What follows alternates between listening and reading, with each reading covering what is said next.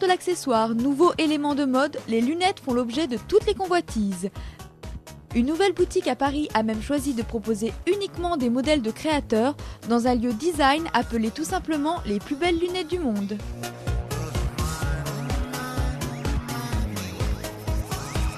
Le cahier des charges, il est simple, il est ambitieux, il est un peu fou. On va essayer de faire la boutique branchée de Paris en étant vraiment dans les tendances du marché et puis peut-être aussi du design, des couleurs. On a voulu partir sur un univers qui soit un peu une galerie, l'esprit d'une galerie d'art où il y ait un esprit cocooning. L'originalité, ça consiste dans le fait qu'on a, sur le plan de l'offre, un choix de produits, de marques ou de designers relativement restreint, mais avec une grande profondeur de façon à pouvoir montrer véritablement le travail de ce qu'on a appelé les plus belles lunettes du monde. Nous avons voulu qu'il y ait une diversité de collections, surtout sur le plan des matières, des formes, des couleurs. Il est hors de question d'avoir dans notre magasin deux collections qui sont proches l'une de l'autre. Donc aujourd'hui, on a environ 20 marques qui ne se concurrencent pas du tout les unes les autres, mais qui sont complètement complémentaires. Et on a la prétention d'avoir choisi les 20 plus belles marques de lunettes.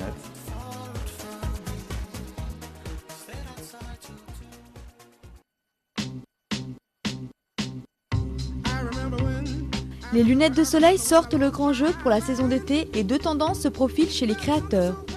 La grosse lunette noire cachant une partie du visage mais apportant une allure chicissime a été remarquée chez Versace et Chanel. Peut-être plus citadin, la lunette aviateur connaît également un large succès avec un côté plus métallique chez Dolce & Gabbana et Michael Kors notamment. Et si le choix est trop difficile, un compromis existe entre les deux tendances, des lunettes volumineuses mais de forme aviateur comme chez Jean-Paul Gaultier ou version plus géométrique avec des verres fumés chez Céline et Stella McCartney.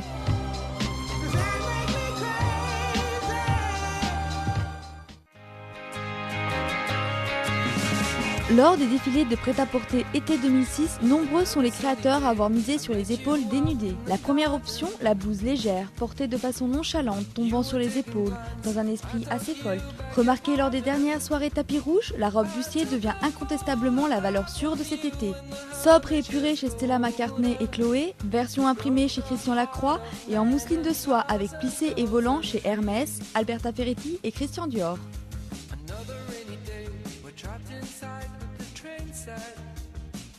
On peut adopter le top bustier comme chez Jean-Paul Gaultier ou Louis Vuitton. Autre choix possible, le côté asymétrique avec une seule épaule dénudée comme chez Christian Dior, Louis Vuitton.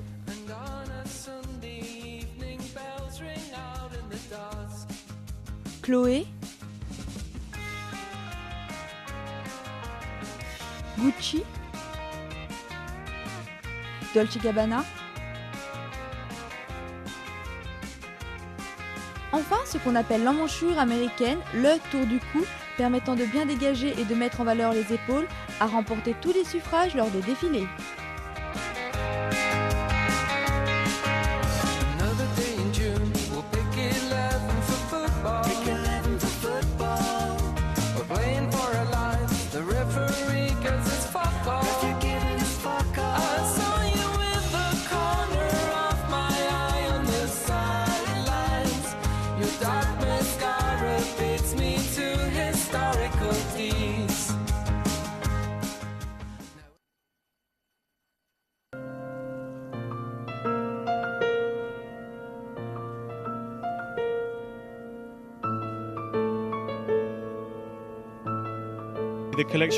Il s'agissait d'une collection représentant comme un mini-voyage de l'extérieur à l'intérieur.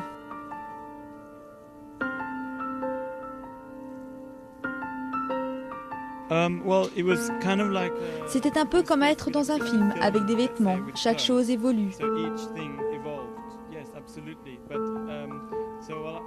Ce que j'ai aimé, c'était au début, on se trouve à l'extérieur et ensuite on rentre de plus en plus dedans. On passe au velours, cela devient comme du bois. On traite de ce qu'on montre et de ce qu'on cache. Et c'est donc un nouveau langage en quelque sorte.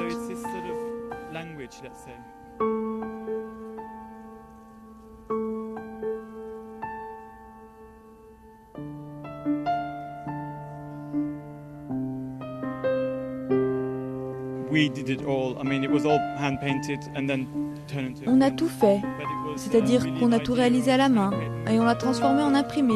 Mais l'idée principale, c'est de traiter, de créer un mouvement lié au bois. Donc toute la collection se concentre sur des situations domestiques, à l'intérieur et en relation avec le luxe. Il y a cette combinaison d'être mobile et statique à la fois.